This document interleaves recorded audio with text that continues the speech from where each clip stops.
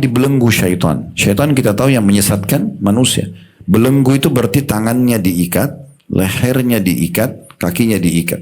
Coba bayangkan Bu, ibu kalau mau lomba lari ya sama seseorang yang jadi rival ibu, tapi kakinya diikat. Kita nggak usah lari, jalan aja pasti menang, kan gitu. Itu kalau diikat biasa. Ini dibelenggu. Belenggu itu seperti ibu pernah lihat nggak orang diikat rantai, tapi ada besi besar. Nah itu dibelenggu itu ya.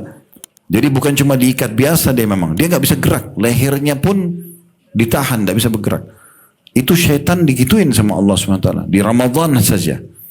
Berarti ibu di Ramadan tinggal santai saja. Ibadahnya. Dosa tinggal nggak tolak, jauhi. Selesai. Syaitan nggak bisa seleluasa menggoda kita di luar Ramadan. Dalam riwayat lain, sesungguhnya syaitan-syaitan jahat dibelenggu oleh Allah di bulan Ramadan sehingga mereka tidak leluasa seleluasa menggoda di luar Ramadan. Jadi kalau ada yang bilang, Ustaz kenapa di Ramadan masih ada orang buat dosa? Itu karena dia terlalu ikuti hawa nafsunya. Siapa kira-kira Bu yang menggoda iblis di saat Allah perintahkan dia untuk sujud kepada Adam, dia tidak mau sujud? Kita kan tahu pemimpin syaitan iblis. Baik, siapa yang goda iblis pada saat itu? Disuruh sujud sama Adam, dia tidak mau. Hawa nafsunya. Dia ikuti hawa nafsunya. Jadi syaitan selalu tunggangi hawa nafsu kita sebenarnya. Itu ada dalam diri kita. Nah itu poinnya gitu kan. Nah syaitan dibelenggu Bu. Dibelenggu sangat luar biasa. Nah saran saya, semoga Allah mudahkan kita mengamalkan. Itu kalau tiba Idul Fitri, berarti jarak kita sama syaitan itu 1 bulan. Jadi kalau kita jalan kaki aja itu 1 bulan. Mungkin dari sini sampai ke Thailand barangkali. Ya. Jauh banget ya jaraknya. Tapi sayangnya banyak di antara umat Islam begitu tiba di dekat garis finish, ya sudah 1 bulan dia berhenti di situ, dia tunggu musuhnya datang. Padahal sebenarnya tinggal jalan saja. Itu Idul Fitri Bu. Kita seperti jaraknya sama syaitan 1 bulan, jauh sekali. Jangan lagi setelah itu pelatihan-pelatihan yang sudah Allah berikan kita di Ramadan ini, lalu kita sia-siakan. 1 bulan dilatih puasa, nggak lagi puasa sunnah. Sayang sekali kan. Padahal Nabi bilang, siapa yang puasa Ramadan sebulan penuh, diikuti 6 hari saja dari bulan Syawal, sama pahalanya puasa 1 tahun. 6 hari ringan sekali, apalagi tidak harus berurut-urut. Bisa kita cicil, ya hari Senin dan Kamis, bulan Syawal, itu dilengkapkan dengan bulan Ramadan, berarti sama dengan puasa 1 tahun. Ibu bayangkan 365 hari ibu puasa tidak berhenti. Kan itu berat. Tapi Allah mudahkan dengan 1 bulan Ramadan tambah 6 hari saja dari bulan Syawal. Tapi banyak orang begitu lebaran sudah Alhamdulillah. Alhamdulillahnya ini bukan pada tempatnya. Bukan Alhamdulillah karena saya sudah terbiasa puasa, terbiasa sholat malam, siap praktek ini loh, bukan. Alhamdulillah tidak puasa lagi. Alhamdulillah tidak lagi sholat malam. Alhamdulillah tidak baca Quran. Alhamdulillah sudah boleh pacaran lagi atau buat dosa. Kan jadi kacau ini, salah. Alhamdulillah. Nah jadi praktekin itu. Justru Ramadan bulan pelatihan untuk kita praktekin ke depannya gitu ya. Jadi syaitan-syaitan dibelenggu, ini kesempatan emas. Di hadis Rasulullah SAW disebutkan dalam riwayat Imam Bukhari Muslim, idza dakhal Ramadan futihat abwabus sama wa ughliqat abwabu jahannam wa susilatis syayatin. Wa fi riwayatin ila jaa Ramadan futihat abwabal jannah wa fi riwayatin ukhra futihat abwabur rahmah. Rawahul Bukhari wa Muslim. Rasulullah SAW sabda, jika masuk bulan Ramadan dibukakanlah pintu-pintu langit. Ya, dibukalah pintu-pintu langit. Wa ughliqat abwabu jahannam, ditutuplah pintu-pintu neraka jahannam. Wa susilatis syayatin, dan dibelenggulah para setan. Ya, setan dibelenggu. Dibelenggu diapain itu maksudnya? Diikat, nggak bisa bergerak. Wa fi riwayat idza jaa Ramadan futihat abwabul jannah. Di riwayat lain dikatakan, jika masuk Ramadan apa? Dibukakan pintu-pintu surga. Wa fi riwayat ukhra futihat abwabur rahmah. Di riwayat lain dikatakan dibukakan pintu-pintu rahmat oleh Allah Subhanahu wa taala.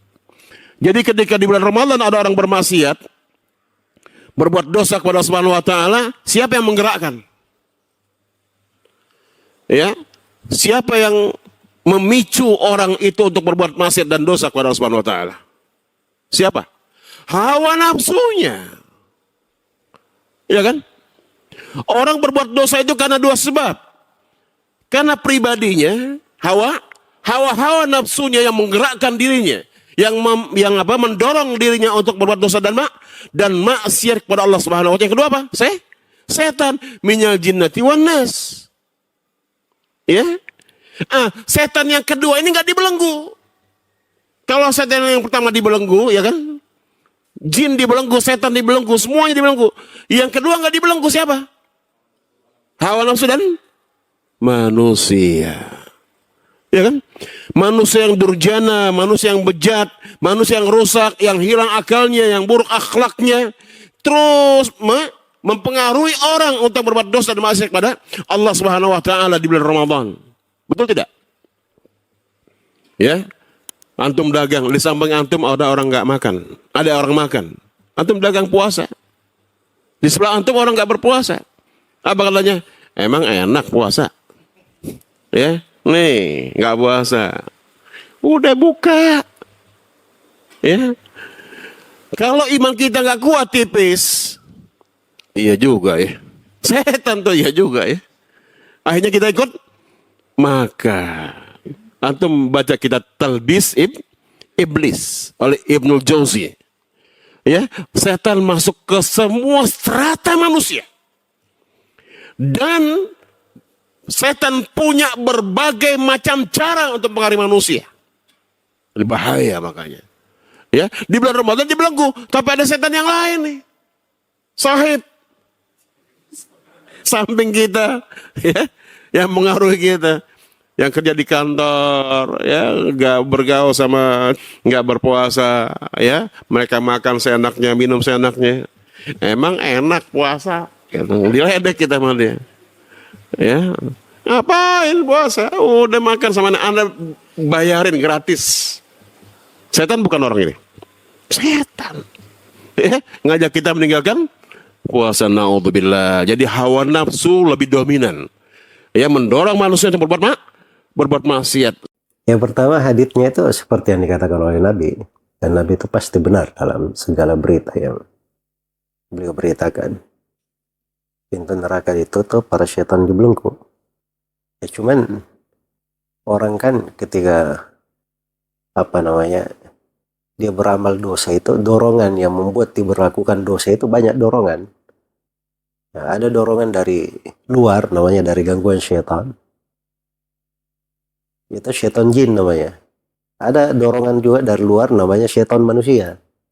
Orang-orang jahat tidak bagus mengajak dia kepada kebaikan. Itu setan juga. Ya. Ada dorongan dari dalam diri.